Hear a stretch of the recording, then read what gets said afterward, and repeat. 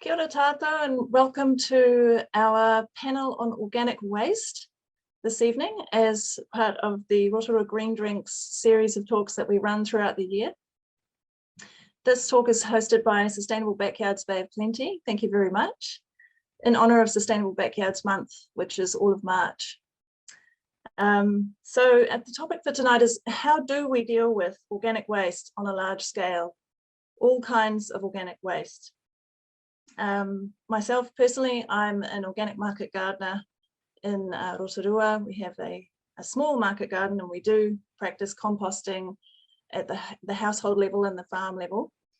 Over the last summer, we employed a couple of school leavers, Kaitlyn and Jess Lamb, and they worked here half time, and then the other half of the time they worked for the district council, Rotorua Lakes Council, teaching people about composting and inspiring them to compost through presentations and online tutorials and all sorts of things.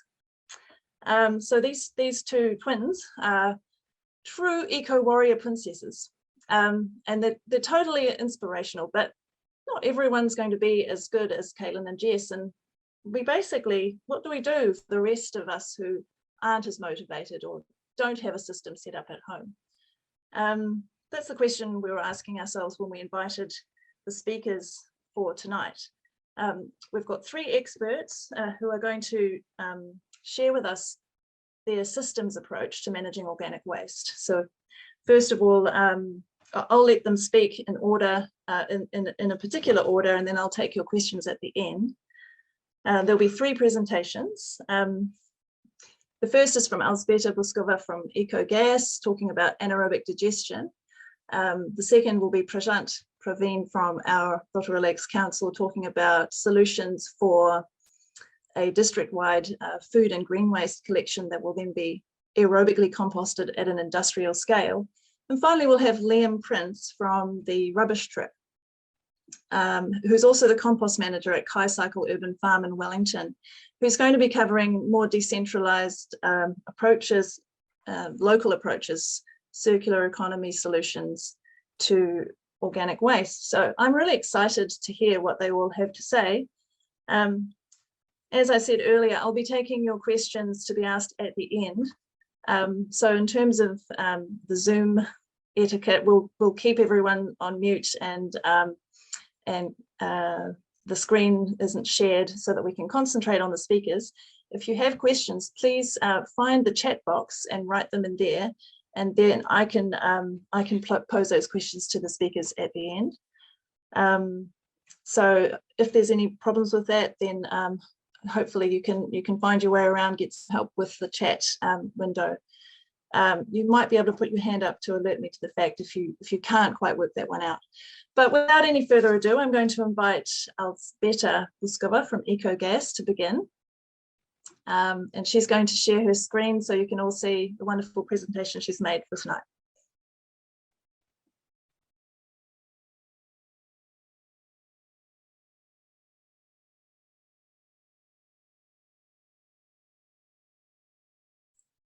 Right. Good afternoon, everyone.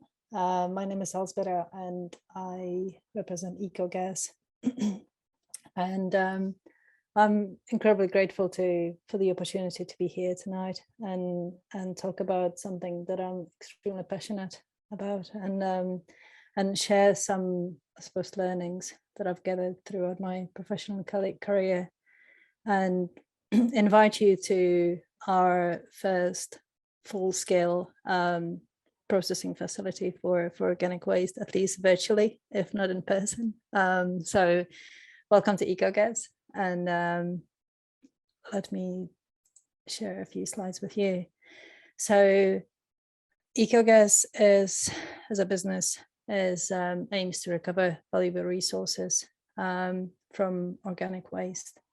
Our mission is really to help transition New Zealand into a sustainable circular economy, especially in the food and energy market. And we aim to do that by using a process called anaerobic digestion and by building anaerobic digestion facilities. So who is Ecogas? Ecogas is actually a partnership between Ecostock and Pioneer Energy. Ecostock is a 100%, both of the entities are 100% New Zealand owned, and EcoStock is based in Auckland, and EcoStock has been running for 15 years, collecting commercial food waste and converting that into stock feed. And so long history in recovering resources from food waste. Pioneer Energy, on the other hand, is a South Island based community owned business that owns and operates a number of renewable energy assets, from wind and hydro and biomass, essentially converting that into energy. So Pioneer Energy is an asset management company, and these two, I often describe it as a match made in heaven, because those are the difficult parts about what we call the anaerobic digestion facilities. How do you source the feedstock, and how do you operate the systems? So these two companies joined forces together and enable something quite groundbreaking in New Zealand, because they've achieved something that nobody even tried in the past, and that's a full-scale conversion organic waste into biogas and fertilizer. So, as I mentioned, they've already had experience in processing organic waste. EcoStock on their organic waste to stock feed, and Pioneer on the wood fuel / biomass waste into energy. And they've partnered with experts from Australia, UK, and Germany, and created strong relationships to drive the introduction of anaerobic digestion to New Zealand. And so why anaerobic digestion? And I'll talk about the process itself a little bit later, but the main purpose is to divert waste from landfill, organic waste, and turn it into energy and nutrient solution, as a version of a fertilizer. And so it's truly circular way of recovering resources and putting them back into the society and back into the production processes. And the anaerobic digestion contributes to 10 sustainable development goals, and it's really essentially around creating shared value for the environment, the community, and the economy as well. And it assists to reduce greenhouse gas emissions that would otherwise arise from landfilling of organic waste. So what is anaerobic digestion? We take food waste, or we take food processing waste, industrial waste, commercial waste, supermarket waste, and we put it into these anaerobic digestion facilities. And essentially 95% of the energy that is contained in that food that was extracted from the sunshine and from all other sources to create that material gets captured and converted into biogas. And biogas is essentially a organic version of natural gas. It contains methane and carbon dioxide and can be used for multiple purposes. It can be upgraded to transport fuel. It can be used to generate electricity or directly used for generating heat. It can be upgraded and injected into the natural gas grid and distributed in the same way as natural gas. So a very versatile fuel. The carbon dioxide component can also be extracted and used in the food industry or in horticulture. So it goes back into the industries and into the households as a means of energy source. Pretty much all of the nutrients that have come in with the food waste that are left behind in the what we call a digest state, which is a solution that contains the nutrients and residual carbon, and that can be used as a sustainable supplement or replacement of mineral fertilizers. So again, full cycle of nutrients going back into the land to allow plants be grown on and recycled back into the food processing system. So 2 cycles, energy cycles, and the agricultural cycle. Just to give you an idea of what how much energy we can extract using anaerobic digestion from, I've got the food waste here. We can generate for every ton of waste, we can generate 80 cubic meters of methane. And this little table tells you how much that means in replacement or substitute means. So I'll let you absorb that a little bit, but I can provide that information a bit later for the interested parties. So why did Ecogas committed to anaerobic digestion? And it's essentially it's got a very wide range of the products that we generate. The biogas can be used in multiple sources. So depending on the location of the plant, you can literally tailor the use for the highest demand in that region, or distributed using the natural gas grid. Same with the digestate. The biofertilizer can be processed into high quality marketable pellets, or can be applied directly on land. CO2, the carbon dioxide that we can separate from the biogas, can be used in glass houses, as we will be talking about in Rotorua, or can be bottled and used for food production.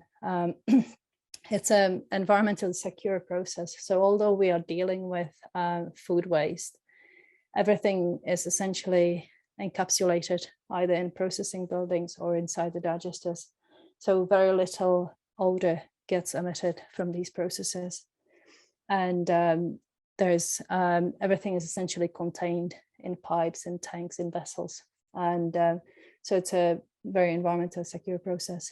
And the other aspect was the land requirements. So for processing of what the Rotorua side we'll be talking about later is 2 hectares. For the same amount of waste, we would need 20 hectares of compost, of land to be able to compost that's amount of waste, same amount of waste, or 200 hectares of landfill. So it's a very compact process, and we can integrate it with industrial plants. We can integrate it with wastewater treatment technologies. So it's very versatile as to where it sits, where it lives. Obviously, there are the market benefits. It's a circular process, and it essentially, there's always going to be a portion of organic waste that we can't eliminate, minimize, or reuse for eating purposes. So it's a way of handling the residual waste that cannot be avoided. And the products are near substrate substitutes for high carbon intensive products like natural gas, like mineral fertilizers. So it essentially provides a good avenue for leading towards the circular model. But it's a highly capital intensive process, and it's operationally perhaps more complex than composting. So whilst there are technologies and solutions for smaller scale, it's still a biological process where you're creating flammable gases. So it needs to have a high level of control over the process in order to handle it safely. Just for your interest, I suppose, New Zealand actually was one of the leaders in commercializing anaerobic digestion. So back in the 60s, down in Dunedin and the research center in Invermay, there was a group that was established with the purpose of converting agricultural waste into vehicle fuel. So these guys were the pioneers of the world in converting agricultural waste into biofuel, essentially. So unfortunately, we kind of lost the leadership in the 80s and 90s, but something to be proud of, I suppose. And the first full-scale plant in Vortex in Meatworks was also built in the 1990s. So yeah, just to create a bit of a linkage with the New Zealand history. But what I'm very proud to talk to you about is our plant in Rotorua. And so for me, it's an absolute dream, because I've been in New Zealand for 15 years and trying to promote anaerobic digestion as a solution, and being finally part of one that is being built at the moment as an incredible for me. So just on a personal note, but so what is the Rotorua plant going to be doing? We'll be taking household food scraps from various councils that currently send those into landfill. We'll take pre-consumer waste from supermarkets and restaurants, and we'll also take industrial waste from the food processing industries. Part of the waste is going to be consolidated into Auckland, in our Auckland consolidation facility, and then trucked down to Rotorua. And some of the waste will be brought directly to the Rotorua facility. The Rotorua facility will obviously process all of that, generate biogas. We'll use a portion of the gas to generate electricity so that we can run our system as a energy self-sufficient system. And the residual gas is going to be upgraded. And by upgrading, I mean it's going to be separated into CO2 that is going to be fed into glass houses owned by tenants and growers, and they'll be next door. So the CO2 is going to go directly to the glass houses, and the upgraded biomethane is going to be injected into the gas pipeline and essentially made available to people around the country that are currently connected to the gas pipeline as a low carbon alternative to natural gas. The liquid digestate is going to be spread on the neighboring farmland as a substitute to mineral fertilizers. So this is hopefully a good image of what Rotorua is designed to do. The design capacity is 75,000 tons per year. It's a volume I can't even comprehend to imagine, but 60% of that is going to be coming from Auckland households, and the rest will be made up of a mixture of other council waste, the pre-consumer waste, and the industrial waste. And it's a bit of a, and essentially that's all going to be processed in there. This is what it's going to look like. And if you drive past on Broadlands Road, you'll see some of it already being built. This is what we call a reception hall, where the stuff will be received in the trucks and pre-processed, decontaminated. And these big tanks are our digesters. So that's where the magic is going to be happening, of converting the organic waste into biogas and biofertilizer. This little thing down here is a pasteurizer. So that's going to be processing all the digestate that will be coming off the digesters, and to make sure that they are safe to be applied on land. And this down here is our little flare, and we'll have the biogas infrastructure down here. So that's just a graphic, and a little bit to tell you what's going to happen with the food waste when it arrives. It's going to be inside the reception hall. It will be loaded into these big hoppers and processed in big machines called attritas, and they will be the waste is essentially going to be macerated and decontaminated. So that's where we separate plastic, stones. That's where you separate metal and anything that cannot be digested inside the digesters.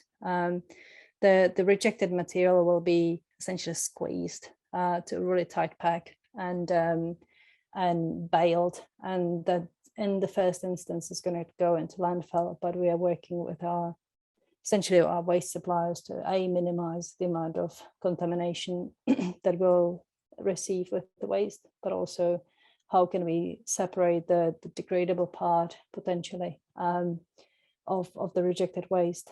And then we have what we call a grit fisher, which is basically a grit separation process. And all of that waste is going to be processed into kind of a spirulina smoothie consistency and pumped into those large digesters. So the digesters are currently being built, and they're big 23 meter diameter tanks. They'll be about 30 meters tall, and that's where our anaerobic bacteria is going to live, and they'll be processing the food waste. So these are our little pasteurizers when they were still prior to installation, so they're on their bellies, and this is the biogas train. We're going to have a flare for instances where we can't process the biogas, and we'll need a safe destruction of the biogas. So Rotorua is one of hopefully 21 sites that we've identified so far, and as you can see, we'll be looking at hopefully covering the country with a few more of these facilities. And the essential driver is to minimize the amount of trucking we need to do, because nobody wants to burn diesel to then produce something organic. It doesn't go with our philosophy. So ideally, we'll be able to build plants closer to the sources of the feedstock and closer to our users of the gas and of the fertilizer. So that's our vision for the future, and yeah, a number of opportunities, but we can talk about those later. So this is kind of in a nutshell what Ecogas is planning to do. The Rotorua site is due to be commissioned in July, August of this year, and we'll be slowly ramping up our processing capacity over the 3 months prior to Christmas. And so there's big plans and big things happening for us in Rotorua. Thank you very much. Thank you very much, Alzbeta. That was fascinating, and obviously the start of a huge development for New Zealand. I'd now like to invite Prashant Praveen from Rotorua Lakes Council to present on a proposal that the council is investigating for food and green waste for our local district.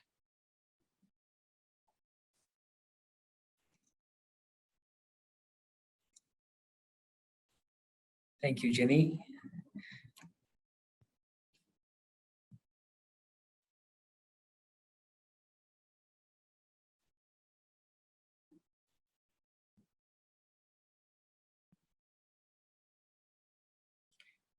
Can you see my screen? I can, Prashant, hopefully all the others can. If there's any issues, write them in the chat, please. Okay. Kia ora koutou. I'm quite happy to talk about this. This is, some of you may have seen that government is consulting on transforming recycling in New Zealand right now. And that they've come up with a proposal which has got a lot of different actions, and organics diversion is a very important part of that. Government is now talking about making food scraps collection mandatory for councils, and also setting up a minimum diversion requirement. So councils will be required to divert a minimum amount of waste from landfill, and based primarily on organics diversion.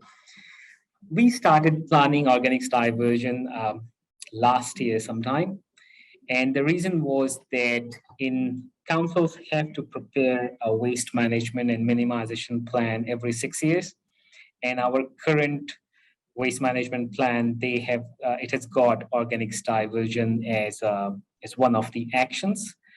The plan is set to expire in April next month, and we consulted on a new plan in February, and organics diversion is the most important action there. So I'm just going to share with you the highlights of the project, and if everything goes well, we will be consulting about the project in May this year, and if we receive favorable response from public, council will consider it for implementation in 1 to 2 year time. Now, what you see here in the graph, it's Rotorua's waste to landfill. In the last financial year, we we sent about 16,000 tons of municipal waste to landfill. And by municipal waste, I mean the waste that council collects from households and businesses. It does not include commercial waste that Rotorua produces. We don't even know how much commercial waste is there in the district, but it could be well over 50,000 tons. So 16,000 tons of municipal waste from our curbside collections. And over 50% of this waste was either food waste or green waste. Both these streams, food and garden waste, they made up over 4,000 tons of waste. And if we take this food waste and the garden waste and some of the other waste, for example, paper, pizza boxes, kitchen towels, tissues, altogether, that compostable fraction of the waste is over 10,000 tons per year. We also looked at recycling, and if we take into account all the glass, plastic, recyclable plastic, recyclable paper, we had over 2,000 tons of recyclable materials, which we can currently divert via the existing recycling systems we have in Rotorua. So the residual waste, which must go to landfill at this stage, it was only 4,500 tons. Everything else we could divert. So what it shows is that, of the 16,000 tons of municipal waste that we are producing, up to 70% of that waste can either be recycled, composted, or digested. It shouldn't go to landfill. And that was one of the primary reasons why we started looking at diverting organic waste, because they make up food and greens together. They make between 50 to 55% of our waste. If you add compostables, that's another 10% or more of our waste stream. Now, if we have to divert organics, there are 3 steps. First step is collection. And there must be a way to collect the waste from households. And then second step is processing. So the waste must be transported to a processing facility. And third step is education on how to use the service. I found the topic of today's talk very interesting, that why we need a centralized collection services. A few years back, there was a survey conducted in Australia about curbside recycling and composting facilities. And they found that about 40% of the people, they do the right thing. And other 40% of people, they want to do the right thing, but they don't really know how to do it.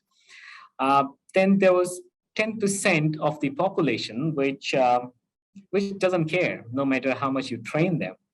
And the remaining 10%, they were people who are the most passionate people about environment, and they do the right thing. They do backyard composting, they do recycling perfectly, and they hate these kind of services because they already are doing it.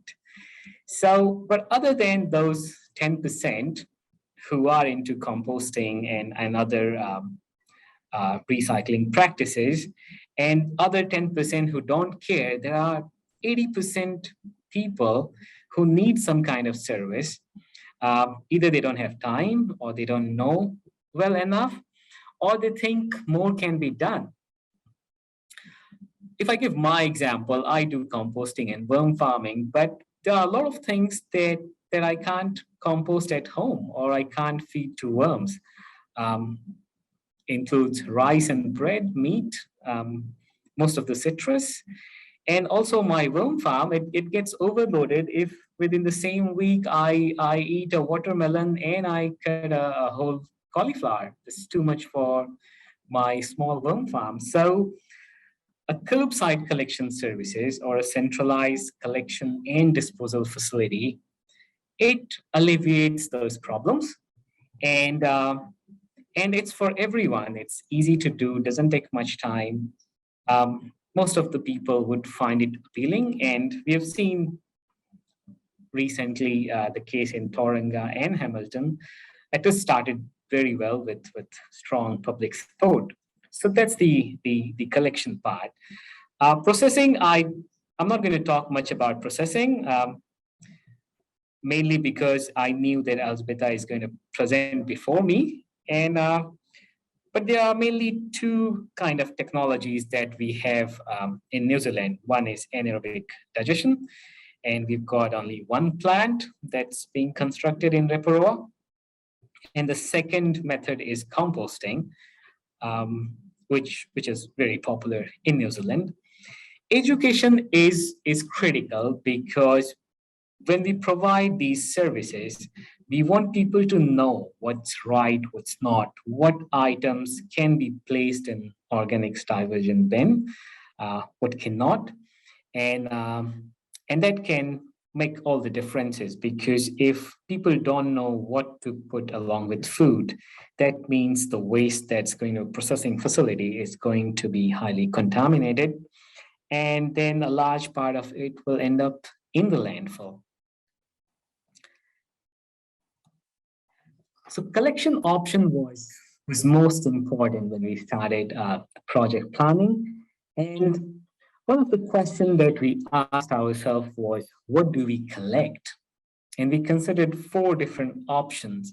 The first option was collection of mixed food and grains. So the idea was that we give people one bin, and both food waste and green waste is collected in that one bin. The mixture can be composted quite easily, and considering our rubbish composition, where we have got 50%, our organic stream is half food, half green, so it's already at that mixture where it's easier to compost. But I understand that Ecogas can deal with mixed food and green as well, so we are considering both the options. The major benefit of this process is that it can target at least 55% of our waste that's going to landfill. And the disadvantage is that people may not do the right thing, and there'll be compliance concerns.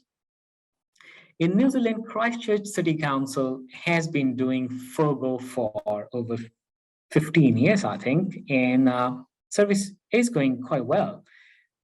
The second option we considered was only food waste collection. And this is a service that's being provided in Tauranga and Hamilton and few other councils around New Zealand. Food waste is an excellent substrate for anaerobic digestion as well as for composting. And the disadvantage of this is that it will only target 25% of the waste that we send to landfill. Plus also, if we are diverting only 25% waste, that means we can't consider changes in rubbish collection. And of course, there'll be compliance concerns. The third waste was green waste collection. It was most straightforward option and one of the cheapest options that not one of the cheapest, actually the cheapest option that we considered. Once again, the disadvantage was that it will only divert 25% of our waste, and it will not result in changes in rubbish collection because we are only diverting 25%. Fourth option we considered was a combination of option 2 and option 3. So if we do that, that means the recovery of waste will be over 55%. And because we are removing over 50% of the waste, that means we can change rubbish collection from weekly to fortnightly. But there are problems too. If we are collecting these 2 waste streams separately, that means we have to send 2 trucks, give people 2 bins, and that means the collection costs are going to be higher. And once again, compliance would be a major issue. So we compared all these options with the situation that's there currently. And if you look at the table, there were 2 options which gave diversion of over over 50%.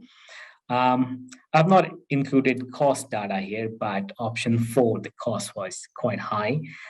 Also, we looked at the collection frequency, which are the last 2 rows. And if you look at that, option 1 is only resulting in the net addition of a fortnightly collection. But option 2 and option 4, they are resulting in the net addition of a weekly collection. So both these options came to be very expensive. Option 3 was cheap, but it was not diverting enough. So based on this analysis, FOGO, which is the collection of both food and green waste in one bin, it's our preferred option. It's got lower costs, high diversion. It's also not just in New Zealand, in Australia, over 50 councils use this process. It's a one-stage solution for both food and green waste, and it is expected to have fewer operational issues. For example, during peak summer in Hamilton, a lot of people started complaining about the food waste bin because there were smell issues.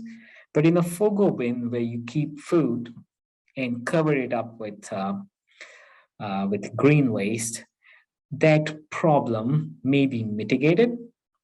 And if you do worm farming, you know that once you put food and sprinkle some, grass clipping on it, it solves a lot of problems, including flies and all. And with FOGO option, what's very important for us that we reduce rubbish collection frequency. So rubbish collection from weekly becomes fortnightly. And the direct advantage of doing this is that it will reduce our collection costs. And indirect advantage is that it will help with waste minimization, because currently people have got 140-liter rubbish bin. Let's say if we reduce collection frequency to fortnightly, the rubbish bin capacity decreases to 70 liters. And if we give people another 70, 80-liter bin, that means we are not giving extra bin capacity, and we are incentivizing people to minimize their waste, because if they don't do it, that rubbish bin gets filled up fast. And also, if some people are not diverting their food waste, that food waste is going to stink, because that rubbish bin will be collected every fortnight. So if people want to avoid all these problems, they'll be using the new FOGO bin. So the proposal that we are considering is that there'll be no changes in recycling collection. Rubbish will change from weekly to fortnightly, and there'll be FOGO collection that will be weekly. And because people have got different needs, different lawn sections, so we will be giving people multiple bin options depending on what their requirement is. But there'll be a lot of people who will not be happy with fortnightly rubbish collection. So those people, they can opt for a bigger rubbish bin or multiple rubbish bin, and they can pay that extra cost. And the reason is that in Rotorua, on an average, every household generates about 550 kilograms of waste per year. But if you look at waste generation per capita, it's about 200 kilograms per year. So typically, a household with 3 to 4 people, they will be exceeding the average waste generation per household. And if there are households which has got either a large number of people or a very different waste generation trend, then they'll be producing a lot more rubbish.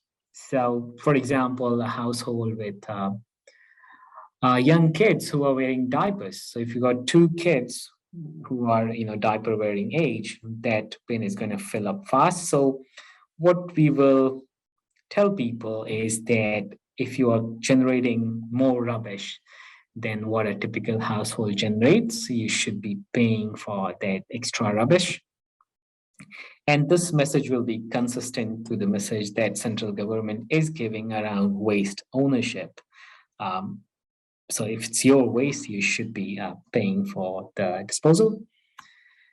So in terms of impact, if you look at our current recycling system, we collect about 2,500 tons glass and also 2,500 tons of recycling.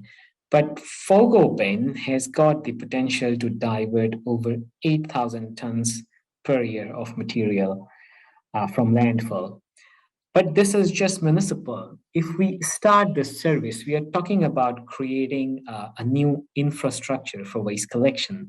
So businesses will be empowered to divert their waste.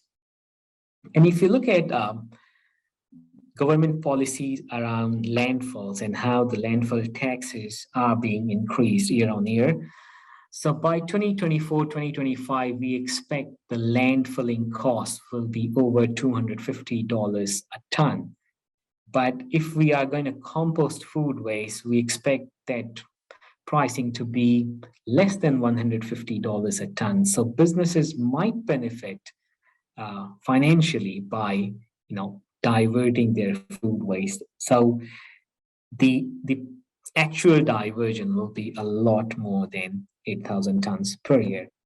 In addition to that, this Focus service will enable us to transition to a circular economy where we don't treat food waste and green waste as waste, but as feedstock for energy or for fertilizer. Organic waste is also responsible for about 11,000 tons of carbon dioxide emissions every year. And this service will mitigate that too. And we will be supporting new sustainable industry. For example, the Rotorua facility or another composting facility or a vermicomposting facility in the district. And also the new norm, because if you look around Rotorua, most of the councils are either providing some sort of organics diversion facility or they are in the process of planning. So we will be following the trend. And that's all I have for today. Thank you for listening. And I'm hoping if you have got some questions later, you can ask me.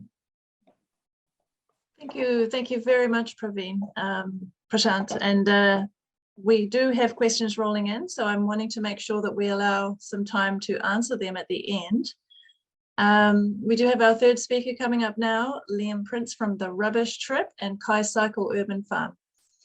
Liam, I invite you to share your screen, and I invite the audience, if you've just joined or if you've joined throughout, please write your questions in the chat below. We may go a little beyond 6:30 if people want to stay for further questions, maybe up to 6:45, but right now we're going to hear Liam talk. Kia ora, Jenny, and kia ora koutou. Thank you so much for having me here, putting on this really important conversation. Thanks to EnviroHub as well. So, ko Liam tōku ingoa, he tangata tiriti au, no te papaioia, e noho ana ki te whanganui a tara. My name is Liam. I am a zero waste and circular economy advocate and researcher, and I've been involved in the zero waste space for a number of years, since about 2015. I work with a bunch of different organizations, supporting people to reduce waste at the household level, doing policy, research and advocacy. But most recently, I've started working with Skycycle in Wellington as a compost manager. And seeing as we're going to be talking about, or we are talking about organic waste, I thought I'd just introduce what Skycycle does, because I think it's a good way of setting the scene for what I wanted to talk about later. And what I do want to talk about is, I guess, not committal in a lot of ways, but it's just raising a lot of questions that I think we need to ask when we're thinking about how we deal with organic waste. So what does Skycycle do? We collect food waste from about 160 odd households and businesses in Wellington City. Most of these collections are done on an electric bike and trailer, although we do have some drop-off points where people can walk or cycle their food scraps to leave them. We process all of this that we collect in about 25 of these compost boxes, and that enables us to process about 40 odd tons of food waste a year. Although we have recently acquired a hot rot in-vessel composting machine, which will enable us to roughly triple our capacity. So that's an exciting expansion for us. We don't just have one site. So at the moment, we've got 3 compost hubs in Wellington. And the idea is we want to expand this out. We want to have multiple hubs around Wellington. And I mean, ideally all around New Zealand, we'd love to see this, lots of composting hubs for neighborhoods. And there are various sizes and various numbers of boxes at each of these hubs. And a really important thing for Skycycle is producing high quality, microbially dense and diverse compost. And the reason that's really important for us is we aren't just a composting initiative. We have an urban farm that we're attached to, and the urban farm uses this compost to it's a regenerative urban farm, so it's really focused on soil restoration and biodiversity, but growing veggies. We grow about enough veggies to feed 30 odd families through a community supported agriculture scheme. And, we also have all sorts of community engagement and learning opportunities. We have schools coming through and we employ a range of people, farm managers, cyclists, composters, and more. And it's just a great place. People have to come hang out, eat their lunch and soak up the atmosphere. So, it's more than just composting, as I mentioned. Now, one thing you might be thinking is, okay, a project like Skycycle, it's all very nice and lovely, but we're talking about processing organics on a large scale. Skycycle's only dealing with 40 odd tons. Wellington alone sends 30,000 tons of food waste to landfill. How really is this a solution? I think Skycycle is an interesting example of some of the trade-offs between quality and quantity that we face when we're trying to figure out the best solution for what we do with organic waste. So, facilities like a large composting or anaerobic digestion plant, yes, they can process very large amounts of organics in one go, but there are downsides that have been mentioned, like trucking. You usually involve a lot more trucking around, trucks on the road. Often there's fewer jobs per ton of waste produced in these facilities. And also there's sort of a loss of the resource from communities who could hold on to that to support food security and food growing projects, among other things. But I think the other thing to point out is that although Skycycle on its own isn't achieving a large scale, it does have the potential to, if we see it as part of a network. So a good way to understand how initiatives like Skycycle can achieve larger scale is to understand the difference between centralized and decentralized models. So we're most familiar, and we've been hearing about centralized models, which is adding a collection bin to the curbside collection, and it all goes to one facility to be processed, as happens in Hamilton and various other places. So it's collected all around the city, trucked up 60 k's to Hampton Downs to be composted, which is then sold on to the horticulture sector. In contrast, a decentralized system is about having a range of hubs or composting sites around a city or around an area. And a really good example of how this works at a city level is this place in France called Besançon. About 10 or so years ago, they decided to go full force down this track, down a decentralized route. So they've got about 12 to 15 of these sort of medium scale composting huts around the city, but they have hundreds of smaller composting sites, often located at the foot of apartment blocks and public spaces. And again, they enable people, as you can see on the photo on the right there, they can enable things like community gardens, food growing projects, food resilience. And Besançon has about 70% of the population has access to a composting site. So they can achieve very similar sort of level of coverage as the centralized system. So that's how that works at a city level, but this can be applied at a country level. Somewhere like New Zealand, we could look to what Austria is doing, for example. So Austria has something like 450 processing sites across the country, from very large anaerobic digestion and composting facilities right down to the small scale stuff I was talking about, and actually a lot of stuff in between, sort of small and medium scale facilities. In fact, the vast majority of their composting sites are small and medium sized on-farm composting facilities, so that which process on average 2,000 tons a year. And the really cool thing about these on-farm composting projects is that the farmers are not only the processors of the organic waste, but they're actually using the vast majority of that compost to grow their food. So this is really like integrating this kind of circular system where the farmers are producing food for the population sends them back their organic waste, and then they use that to grow more food. So really, really cool model.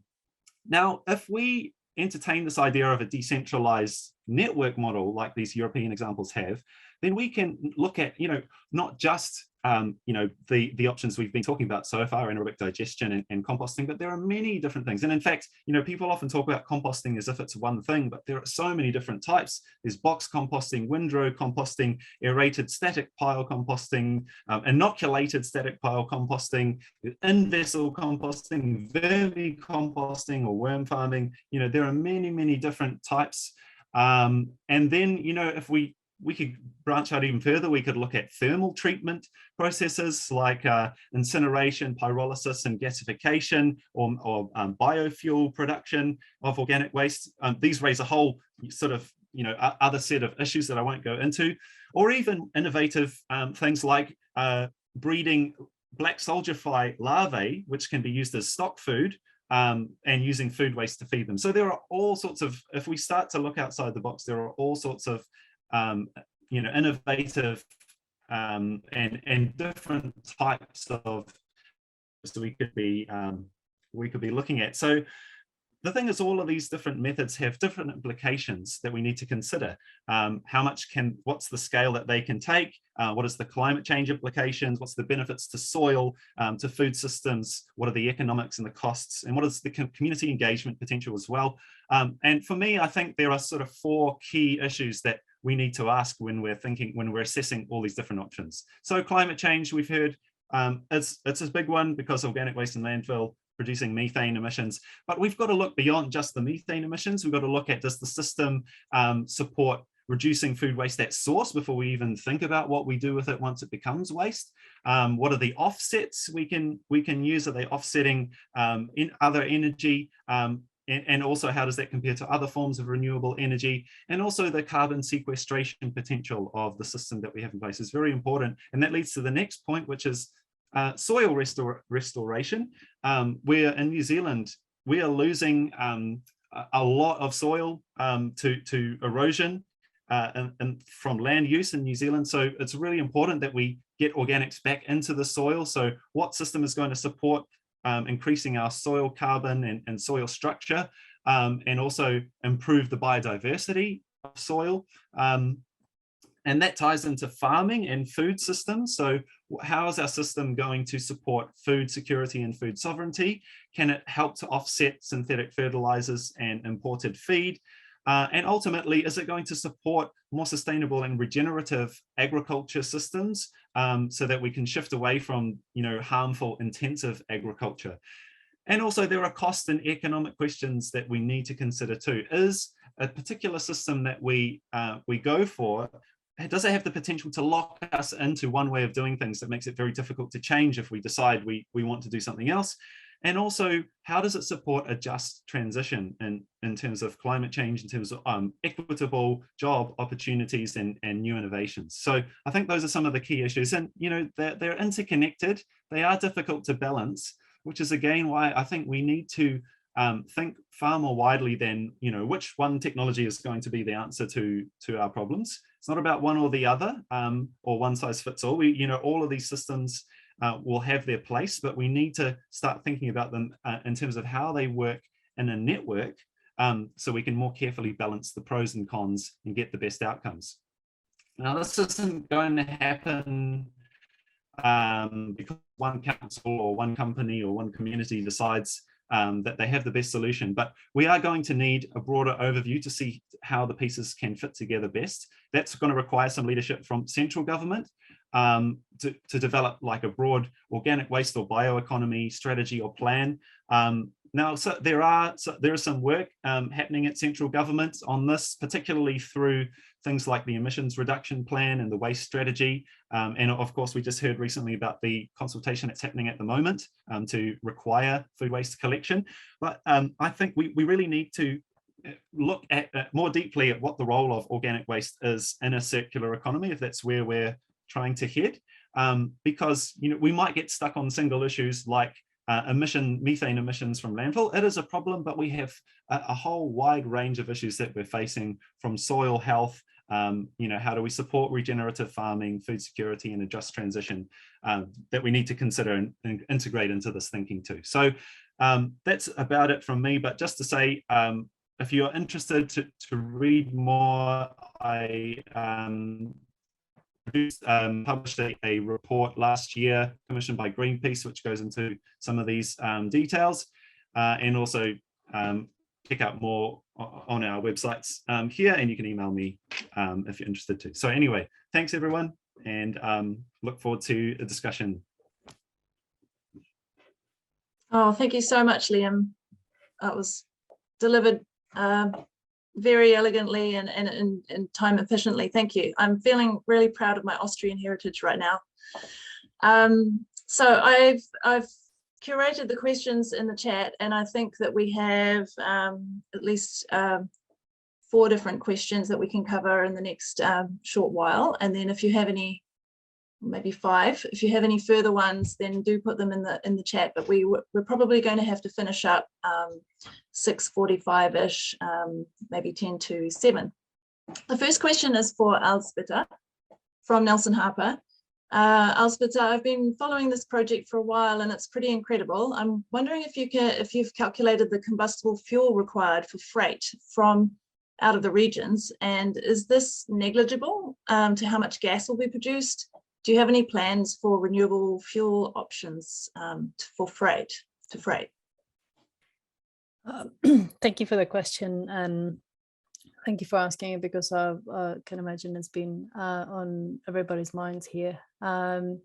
We've calculated that by sending the food waste from Auckland to Rotorua, essentially diverting it from landfill, Aucklanders will avoid 97% of their emissions that would otherwise have arisen from the landfilling. So in a way, it's negligible. It's not perfect, but it's a small portion. And I've prepared this slide just to give you an image of what 1,000 tons of food waste can do in terms of emissions. So obviously you have to choose one of these users, and but so 1,000 ton of food waste when converted into digestate can replace 10 tons of urea, and that avoids by itself 29 tons of carbon dioxide emissions. So just a few numbers. I would have to obviously declare all the assumptions that I have taken into this process. But if you think about it, if we can avoid 97% of landfill emissions, and on top of that, being able to substitute high carbon intensive fuels and mineral fertilizers, then we are essentially creating an offset. So the big picture is we will end up at a better space. It's not perfect, but we'll end up at a better space. Great, thank you very much. Oh, my chat window keeps flicking back, but we have a question from Lisa for Prashant. Let me find it. Lisa Eve. Can Prashant please comment on how FOGO doesn't result in high collection costs compared to food waste only or garden waste only, given that most garden waste arrives at the landfill via transfer stations or direct removal now? Christchurch City Council experienced a significant increase in curbside collection costs when it introduced the FOGO collection, as a large amount of green waste was captured in the curbside collection system that was previously not there. Thank you, Lisa, and a few questions. Well, if we are doing FOGO and we are diverting over 50% of the waste, we are reducing the collection of the frequency of rubbish collection. So even though FOGO services will be weekly, because of the change in frequency of rubbish collection, we are only paying for fortnightly collection, the net cost. And but if we collect food must be collected weekly because of health and safety reasons. And because it's only 25% diversion, we can't reduce collection frequency. So we will be paying for weekly rubbish collection as well as weekly food waste collection. So the collection costs are higher. And about green waste increasing, that's a real risk, and we have identified it. And that's something that every council which has done FOGO collection has experienced it, because currently when we are looking at the waste, it's just some people filling up their rubbish bin with green waste, and that's what it is. But if you provide a bin that's dedicated for organics collection, everyone who's taking green waste directly to landfill, or who is not using a catcher while mowing lawn, or are getting some other ways to dispose their green waste, they are going to use that bin. And that's why it's very important that whatever bin we select, the capacity, we optimize it nicely. So that's what we are doing. We have got an 80-liter bin that we think is the good enough to deal with the waste that's green waste that we currently have in our rubbish stream. But if people have got more, and let's say they want 240-liter or 1100-liter capacity, then they will be paying extra for that. So that way, council reduces the risks. Yeah. Hopefully that answers the question. Thank you. Hopefully it does. I believe Lisa said it would be interesting to see the figures as a diversion from curbside waste rather than landfill waste as well. But we'll move on to another question for Alzbeta. You may have read this already, Alzbeta, and be ready to answer it. It's quite technical. I'm not sure the number is correct, but it says 1,650,000 tonnes of AD plants. I don't know if it's 50,000 tonnes, will essentially burn 800,000 tonnes of organic carbon and mineral nutrients. This is from Richard Wallace. The opportunity cost of that is the loss of massive quantities of soil carbon and fertile water retentive soil. Over 20 years, 800,000 becomes 16 million tonnes. No ecosystem can withstand the loss of that quantity of organic matter from its soils. The greenhouse gas emissions saved from burning fossil fuels pales into comparison. Please comment. So it's essentially a question about the loss of the material to the soils. Again, an incredibly important question and discussion to be had. So thank you for asking that.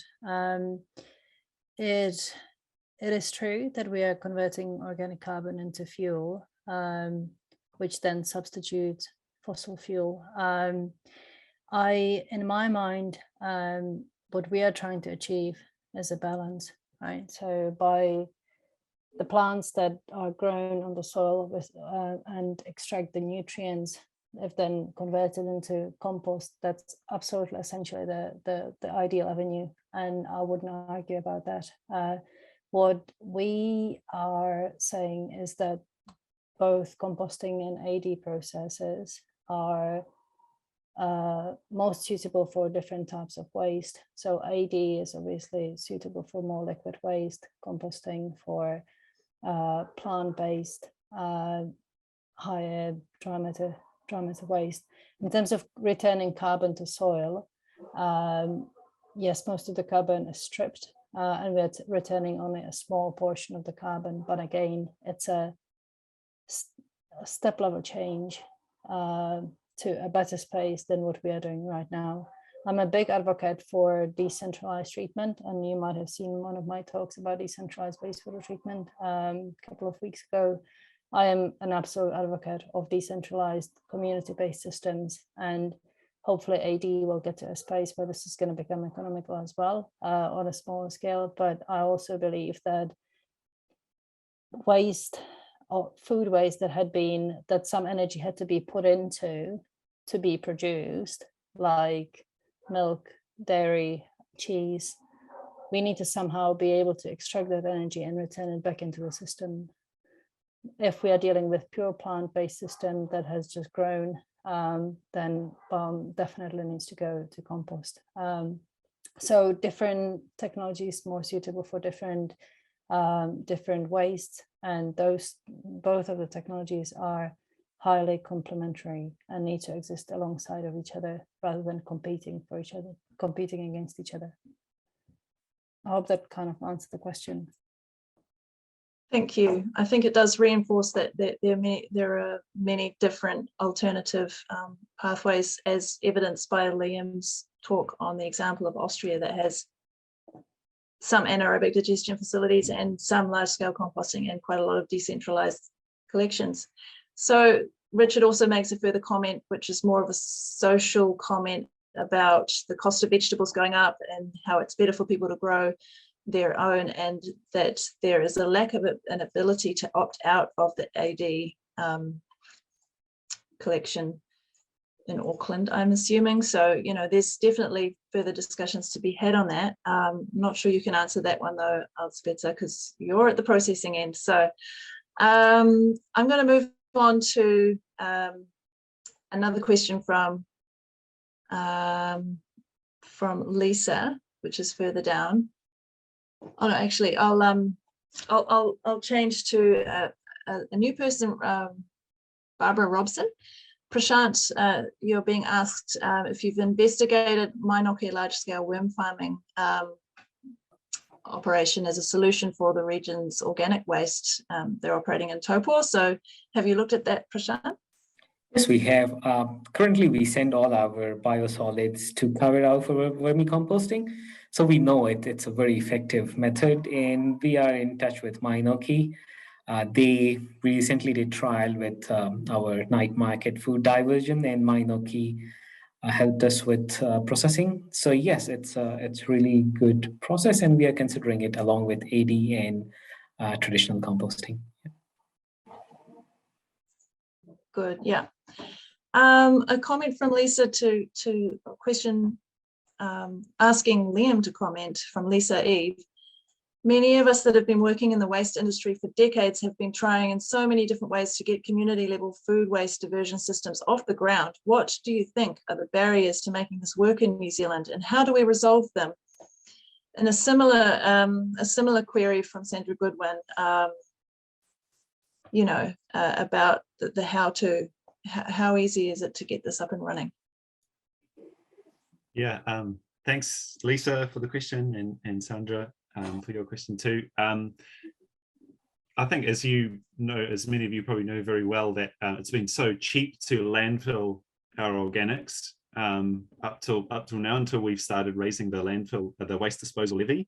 And so, you know, although we've seen some larger scale organic waste processing facilities and a few smaller scale things get off the ground, it's just hasn't been economically viable, I guess. So now that we're seeing that being raised, and we're also seeing sort of a step change from central government to require organics collections and that sort of thing, you know, this is our opportunity now.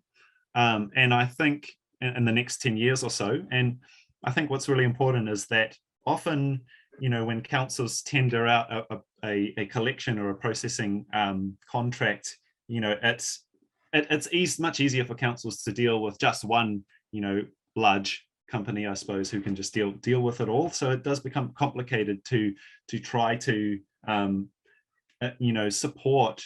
Often community initiatives just have to end up scrapping over very small pools of money. So we need to basically get better at procuring and providing the support, the capital support, the investment in smaller scale community and social enterprise, so that they can actually compete on an equal playing field with bigger players. And again, as a lot of us have been saying, it's not about one or the other, but it's about making space for the range of options that there are out there, so to ensure that we get the range of outcomes that we want. Wonderful. We have a lot of the same people posing questions. I encourage anyone, if you have one last question, to pop it in the chat. I'm going to make a question myself as an organic farmer to Alzbeta on the actual digestate and its fertilizer quality. If it's similar to urea, maybe, I'm not sure, that's a highly soluble fertilizer, which can then, if it's overused or used in the wrong way, leach into soil, into the groundwater, which of course creates problems of eutrophication of waterways and so many issues that we're seeing. Also, it's not necessarily going to be the best thing for the soil life. So is the fertilizer, is there research into the quality of the fertilizer that's coming out the other end of this AD process? Yeah, absolutely. And yeah, thank you for the question. AD process has been used at a large scale for decades now. So and digestate has been predominantly going back to land. So there's a huge amount of evidence from Europe and US on the effects of digestate on land, which I would be more than happy to share with you. It's the urea is just a ease of comparison, but essentially the nitrogen in the AD process is unlocked from the organic structure, most of the nitrogen. So 75% of the nitrogen roughly is present as ammonia, and the rest is still organically locked in as organic nitrogen. So when applied on land, it's sort of readily available. So still need to pay the same attention to when, how, and what you apply at what quantities you apply the digestate on land, because it is highly mobile and soluble, or essentially dissolved. So the same principles apply, but when applied at the right rates at the right times, it is an effective fertilizer. We are running small field trials at the moment where essentially we've got a small pilot plant, AD plant in Auckland, where we're essentially putting urea next to digestate, next to no treatment, and as a proof of concept. And the first results are indicating same or better performance from the digestate compared to the urea. So slightly higher grass yields than what we are seeing from the urea treatment alone. So we'll be publishing these results in the next few months, and once Rotorua is going, we'll be obviously closely monitoring how the digestate performs on different types of soil in the Rotorua region. Wonderful, thank you for that.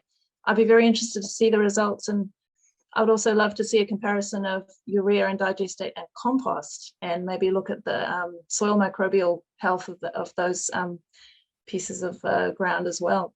Absolutely. I believe there's a research happening in Christchurch with good. which is focusing on exactly that. So we'll do one last question. It is for Liam.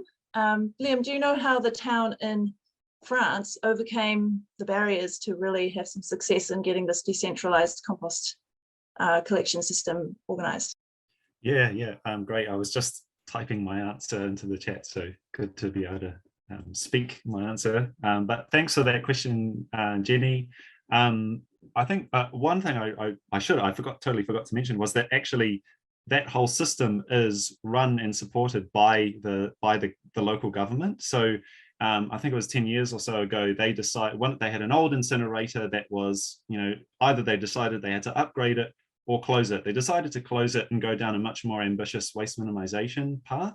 And they decided that the decentralized approach was the preferred option. So basically all of the council's resources went into that approach. So it's the larger composting huts, as they call them, are run directly by the publicly owned waste company. And the smaller composting sites are supported by that waste company, but are actually, you know, sort of contracted out to community enterprises to run. So it's just that resourcing from the local government to make it happen that really enable them to get around those barriers. Oh. Well, with that, we're going to wrap up the panel. I'm sorry if you still have burning questions, but you've now been introduced to 3 very intelligent and engaging people in the waste sector who I'm sure will answer your questions by email and link up with you. I encourage you to find the government consultation document and make some submissions on that. It's called, Liam, remind me, it's called Transforming Recycling. Is that right? Yep, Transforming Recycling. And it's been a really useful discussion, and there's a lot more to be decided. Council still has to decide how they're going to process our food and green waste here in Rotorua. There's still a lot of building and network extension to be done for anaerobic digestion in New Zealand, and we have a lot of work to do in increasing our local food and composting networks throughout the country. So just want to encourage all of you to get really involved in that and keep it top of mind and advocate for diverting organic waste from landfill. Thanks from the team at Green Drinks. We hope to see you in person at another event in future.